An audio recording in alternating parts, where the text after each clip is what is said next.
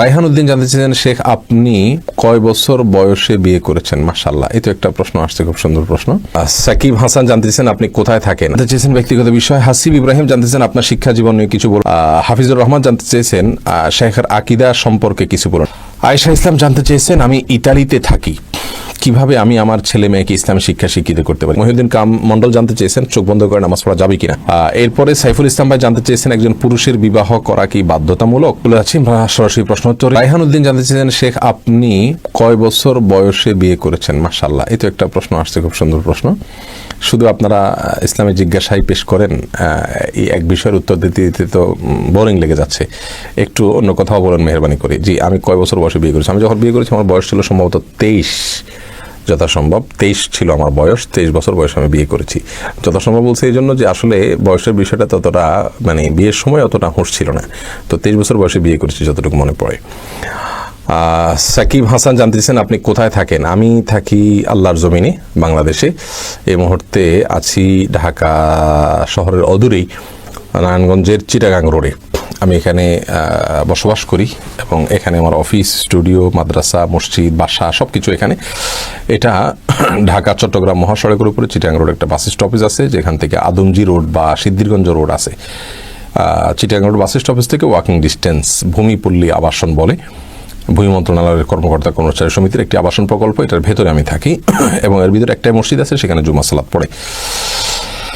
ধন্যবাদ ভাই সাকিব। জানতে চেয়েছেন ব্যক্তিগত বিষয়। হাসিব ইব্রাহিম জানতে চেয়েছেন আপনার শিক্ষা জীবন নিয়ে কিছু বলুন। আমি পড়েছি ভাই হাসিব মাদ্রাসাতে, কয় মাদ্রাসাতেই পড়েছি টোটালি, শুরু থেকেই একদম একেবারে শুরু বলতে পারেন মাইজদিতে, নোয়াখালী জেলার মাইজদিতে বোধহয় আপনার শ্রীনারায়ণপুর সম্ভবত একটা গ্রাম, সেখানে দানামিয়ার মাদ্রাসা নামে একটা মাদ্রাসা ছিল, একেবারে হাতিখড়ি। সেখানে আমার বাবার ব্যবসা ছিল চৌমোহানিতে, মাইজদিতে ক্রোকারিজের ব্যবসা ছিল।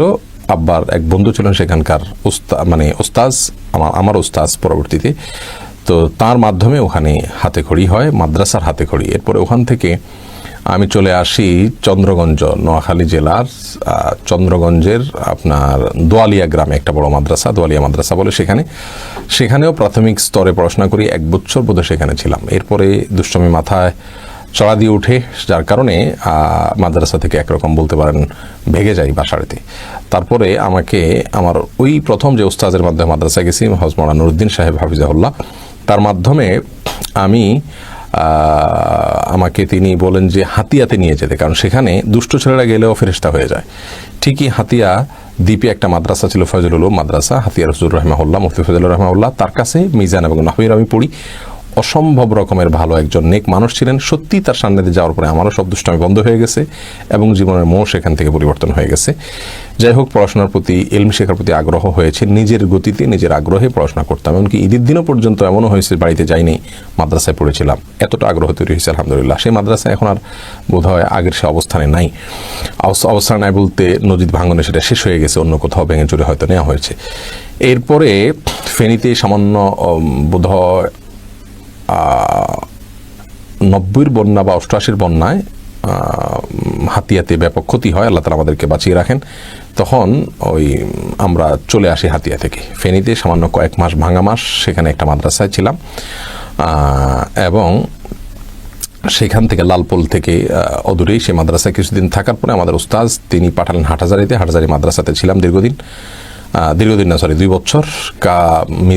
কাফিয়া এবং সরেজামে পড়েছি। বর্তমান আহমদ শফি সাহেবের ছেলে আনাস মাদানী, তার সাথে আমাদের এক জামাত উপরে ছিলেন তিনি।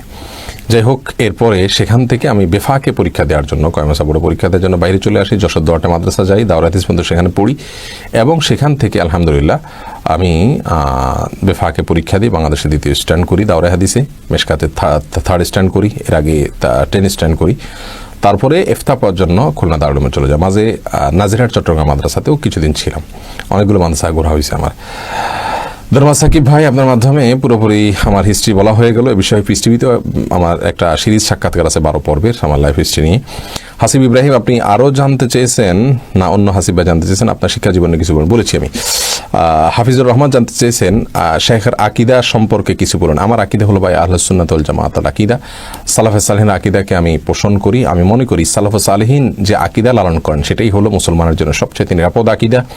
অন্য যে কোনো আকিদার ভেতরে আপনার অন্য যত পদ্ধতিতে আমরা আকিদা প্রমাণ করি সেগুলোর ভেতরে এতটা নিরাপত্তার নিশ্চয়তা নাই যতটা নিরাপত্তার নিশ্চয়তা আছে সালাফে সালিহিনের। অর্থাৎ কোরআন এবং সুন্নাহ হলো আকিদার মূলসূত্র এবং বিশুদ্ধ হাদিস এবং কোরআন কারীম এই মূলসূত্রকে বুঝতে হবে সালাফের বিশ্বাস অনুযায়ী, আহলে সুন্নাত জামাতের বিশ্বাস অনুযায়ী। এক্ষেত্রে আমরা রেফারেন্স বুক হিসাবে গ্রহণ করতে পারি আকিদাতুত তহবিয়াকে বিস্তারিতভাবে, শরহে আকিদাতুত তহবিয়াকে, এবং আল ফিকুল আকবরকে, শরহে ফিকুল আকবরকে, আকিদা ওয়াসিতিয়াকে, এই সমস্ত কিতাবগুলোকে। যার কারণে এই সমস্ত আকিদা একজন মুসলিমের শেখা উচিত, বোঝা উচিত, জানা উচিত। এবং সালাফে সালেহিন বা পূর্বসূরি তাদের যে আকিদা, এই আকিদাই হলো আমার আকিদা। সাহাবা ইকরামের যে আকিদা, তাবিঈন যে আকিদা, সে আকিদাই নিরাপদ এবং সে আকিদাই আমি লালন করি আলহামদুলিল্লাহ। আয়েশা ইসলাম জানতে চেয়েছেন, আমি ইতালিতে থাকি, কিভাবে আমি আমার ছেলে মেয়েকে ইসলামী শিক্ষা শিক্ষিত করতে পারি? বোন আয়েশা ইসলাম, বোধহয় ফেসবুকে আপনাকে দেখে থাকি মাঝে মধ্যে আপনার অ্যাক্টিভিটিসগুলো, যদি আপনি তিনি হয়ে থাকেন তো ভালো, আপনার জন্য দোয়া রইল। ইতালিতে পরিস্থিতি এখন খুবই খারাপ যাচ্ছে, আল্লাহ তালা আপনাদেরকে নিরাপদে রাখুন, দোয়া করি। বোন আয়েশা, আপনার পরিবারকে এবং সমস্ত মুসলমান ভাইদেরকে হেফাজত করুন আল্লাহ তালা, অবস্থিত ভাইদেরকে আল্লাহ তালা হেদায়েত দান করুন এবং তাদেরকে হেফাজত করুন তার মাধ্যমে। আর সে সাথে বলি, আপনার ছেলে মেয়েকে দিনে শিক্ষা দিতে হলে প্রথম কথা হলো আপনারা মা বাপ চোখের পানি ফেলবেন, কাঁদবেন। আমার মা বাপ ছোটোবেলায় অনেক দোয়া করেছেন আমার জন্য, বিশেষ করে আমার মা অনেক কান্নাকাটি করেছেন। আমরা যে খুব বড় কিছু হতে পেরেছি তা না, কিন্তু আলহামদুলিল্লাহ এখন পর্যন্ত দিনের ছোঁয়ায় রয়েছি, এটা আমি মনে করি আমার মায়ের অনেক দোয়া ছিল আলহামদুলিল্লাহ। সৈয়দ আবুল হাসান আন-নাদবী রাহিমাহুল্লাহ তিনি লিখেছেন আমার আম্মাজান নামে একটা বই, সেখানে লিখেছেন তার মা কিভাবে তার সন্তানের জন্য দোয়া করতেন ছোটবেলায়। এই জন্য বোন আয়েশা, ছেলে মেয়েদেরকে মানুষ করা, দিনদার বানানো কঠিন একটা চ্যালেঞ্জিং বিষয় এই যুগে, যে পরিবেশ আমাদের চতুর্পাশে ভয়াবহ বিষয়। এই জন্য শুরুতেই বলবো আল্লাহর কাছে খুব বেশি দোয়া করতে থাকুন, প্রার্থনা করতে থাকুন, সেজদায় তাহাজ্জুদে কান্নাকাটি করুন, আল্লাহর কাছে চেয়ে নেন। আর দ্বিতীয়ত হলো যে ওলামাদেরকে খুব ভালোবাসুন, ওলামাদের প্রতি ভক্তি জাহির করুন এবং তাদের প্রতি যথাসম্ভব আপনি শ্রদ্ধা প্রকাশ করুন।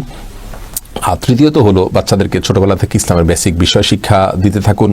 বর্তমান যুগের যে চ্যালেঞ্জগুলো রয়েছে, নাস্তিক্যবাদের চ্যালেঞ্জ এবং ইসলাম নিয়ে বিভিন্ন প্রশ্ন ছুড়ে দেওয়ার চ্যালেঞ্জ, এই চ্যালেঞ্জগুলোর মোকাবেলার জন্য উপযুক্ত করে বাচ্চাকে ছোটবেলা থেকে গড়ে তোলেন এবং সেরকম উপযুক্ত বই পুস্তক পড়ান। এবং ডক্টর জাকির নায়েক এবং ডক্টর বেলাল ফিলিপস এবং আপনার আহমদ দিদাত সহ অন্যান্য স্কলারগণ যারা সমসাময়িক যুগের যে চ্যালেঞ্জগুলো ইসলামের উপরে ছুড়ে দেওয়া হয় সেগুলোর জবাব আলহামদুলিল্লাহ খুব সুন্দরভাবে দিয়ে থাকেন। সেই সাথে আমাদের আরিফ আজাদ সহ আরও যে সমস্ত ভাইরা কাজ করে যাচ্ছেন, মুশফিকুর রহমান মিনার ভাই আছেন, আর অনেকে আছেন যারা কাজ করে যাচ্ছেন নাস্তিকবাদ মোকাবেলার জন্য, তাদের বই পুস্তকগুলো আপনি বাচ্চাকে তার বয়স যদি তার জন্য উপযুক্ত হয় তাহলে সেগুলো তাদেরকে পড়াতে থাকেন। ইনশাআল্লাহ বিদিনিল্লাহ সমসাময়িক কোনো খারাপ বাতাস তার গায়ে লাগবে না, আল্লাহ তাআলা তাকে হেফাজত করবেন। আর সেই সাথে প্রাথমিক জ্ঞান অর্জন এর জন্য আপনি যেখানে আছেন সেখানে কোরআন কারীমকে সহিভাবে বিশুদ্ধভাবে পড়ার ব্যবস্থা করুন, হিফজ পড়ার ব্যবস্থা করুন, পরিপূর্ণ না পারলে যতটুকু পারে ততটুকু। তারপরে আপনার আশেপাশে কী ধরনের প্রতিষ্ঠান আছে সেটা দেখে তারপরে আগান, আল্লাহ তাআলা তৌফিক দান করুক। মহিউদ্দিন কাম মণ্ডল জানতে চেয়েছেন চোখ বন্ধ করে নামাজ পড়া যাবে কিনা? যাবে, কিন্তু মাকরুহ। মাঝে মধ্যে আপনার ইয়ের জন্য মনোযোগ সৃষ্টি করার জন্য করতে পারেন। নাহার লুৎফা জানতে চেয়েছেন আমার ছেলের নাম মুহাইমিন আনান, এর অর্থ কি? দেখুন, মুহাইমিন এটা নাম রাখাটা অসুন্দর। আল্লাহর গুণবাচক নামগুলোর ভিতরে একটা হলো মুহাইমিন। আপনি আব্দুল মুহাইমিন রাখেন, আপনি এটা ভুল নাম রাখছেন। আর আনান আইন দিয়ে যদি হয় তাহলে এর অর্থ হয় হলো আপনার উচ্চতা যথাসম্ভব বা এই টাইপের কিছু হবে, আমি পুরো নিশ্চিত নই। এমনি মেহেদি হাসান সজল জানতে চেয়েছেন আপনার পেজটা আপনি নিজে একা চালান নাকি অন্য কোনো জনের সাহায্য নেন? ভাই মেহেদি হাসান, এই পেজের কাজ আপনারা দেখেন কত কাজ। এই যে একটু আগেই এনটিভিতে প্রোগ্রাম হয়েছে আমাদের, সেটাকে লাইভ দেওয়া হয়েছে পেজে, এখন আবার আমরা লাইভে আসছি, আবার লাইভের পরে রেকর্ড হবে ইনশাআল্লাহ, সেটা আবার আজকে রাতে যাবে, আবার কালকে যাবে। এগুলো তো একার কাজ না। আসুন্নাহ ফাউন্ডেশনের স্টুডিও এবং মিডিয়া বিভাগ দাওয়াতি কাজ পরিচালনার জন্য আলহামদুলিল্লাহ আমার সাথে আরও 2-3 জন ভাই আছেন যারা নিরলস কাজ করে যাচ্ছেন, তারা অ্যাডমিন হিসাবে আছেন। অ্যাডমিন হিসাবে অবশ্য পেজে 2-3 জন না, আরও বেশি 4-5 জন বরং 6 জন বোধ হয় অ্যাডমিন আছেন, অ্যাডমিন এবং এডিটর আছেন, এবং একজন আছেন অ্যাডভার্টাইজার। কোনো প্রোগ্রামকে তার পছন্দ হলে চট্টগ্রামের এক ভাই সরফরাজ নাম, তিনি নিজে থেকে বুস্ট করেন। আর এর বাইরে পেজটাকে পরিচালনার জন্য কয়েকজন ভাই আছেন, তারা পরিচালনা করেন, আমিও অ্যাক্টিভ থাকি মাঝে মধ্যে। এরপরে সাইফুল ইসলাম ভাই জানতে চেয়েছেন একজন পুরুষের বিবাহ করা কি বাধ্যতামূলক? বিবাহ না করলে কি জাহান্নামে যাবে? না, বিবাহ করা ফরজ না সাধারণ অবস্থাতে। সাধারণ অবস্থাতে বিয়ে করা সুন্নাত। তবে যদি বিয়ে না করলে তিনি গুনাহে লিপ্ত হতে পারেন এরকম আশঙ্কা থাকে, আর বিয়ে করার সামর্থ্য তার থাকে, তাহলে সেই অবস্থায় তার জন্য বিয়ে করা ফরজ। না হলে তিনি গুনাহগার হবেন, কারণ বিয়ে না করলে তিনি গুনাহে লিপ্ত হয়ে যাচ্ছেন।